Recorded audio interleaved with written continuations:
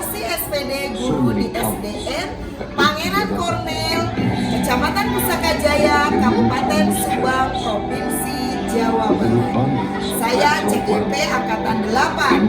Di sini saya didampingi oleh orang-orang hebat dan orang-orang yang sangat luar biasa. Dengan fasilitator kelas A Ibu Zelma STMSI, dengan pengajar prakteknya Kang Mazda Adi Barita SPD GR. Pada kesempatan kali ini saya akan memaparkan tugas koneksi antar materi di modul 1 tentang kesimpulan dan refleksi pemikiran menurut Ki Hajar Dewantara. Bapak Ki Hajar Dewantara merupakan bapak pendidikan kita, di mana kelahirannya kita diperingati sebagai Hari Pendidikan Nasional di setiap tanggal 2 Mei. Dalam memahami arti dan tujuan pendidikan, Ki Hajar Dewantara membedakan antara pendidikan dan pengajaran, di mana pengajaran merupakan bagian dari pendidikan. Pengajaran itu sebagai proses dari pendidikan dalam memberikan ilmu, dan pengajaran berguna untuk kecakapan hidup anak secara lahir dan batin. Pendidikan itu memberikan tuntunan sebagai kekuatan kodrat yang dimiliki seorang anak, agar mereka mampu mencapai keselamatan dan kebahagiaan yang setinggi-tingginya, baik secara manusia maupun sebagai anggota masyarakat. Mendidik dan mengajar merupakan proses memanusiakan manusia, sehingga harus memerdekakan manusia di segala aspek kehidupan, baik secara lahir maupun batin, fisik, mental, ataupun jasmani dan rohani.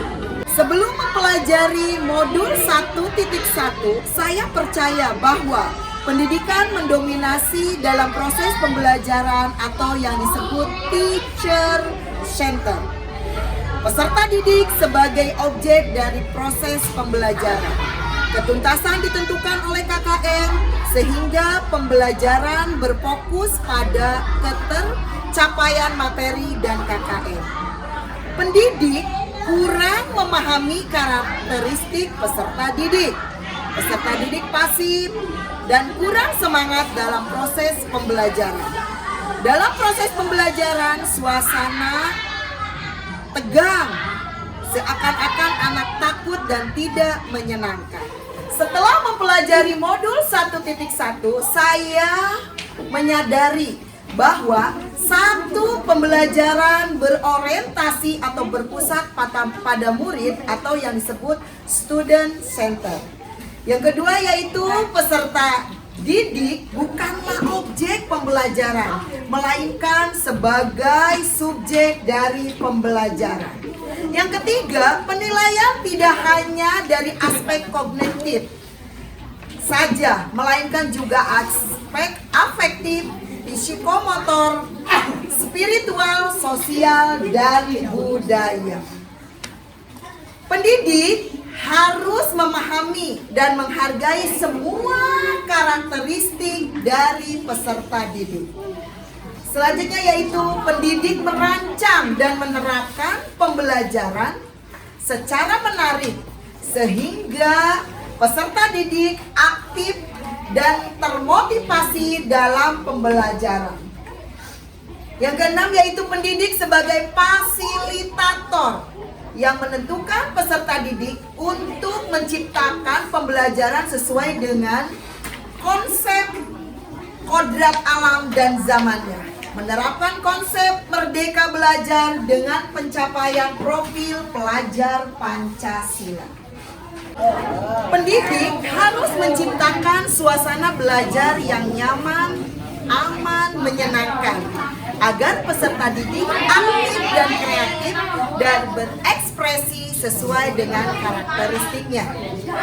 Yang dapat segera saya terapkan lebih baik di kelas agar mencerminkan pemikiran Ki Hajar Dewantara adalah: 1.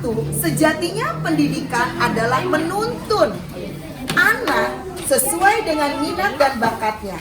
Untuk itu, pembelajaran yang interaktif dan yang menyenangkan harus dirancang dan diterapkan, di mana peserta didik sebagai pusatnya atau yang disebut student center. Yang kedua, pendidikan harus mengutamakan aspek budi pekerti yang baik, di samping ilmu pengetahuan. Yang ketiga, pendidikan sejatinya adalah berhamba kepada anak-anak. Yang keempat, merencanakan dan menerapkan pembelajaran yang berorientasi berbasis teknologi agar peserta didik dapat beradaptasi dengan zamannya. Yang kelima yaitu mengintegrasikan permainan dalam pembelajaran.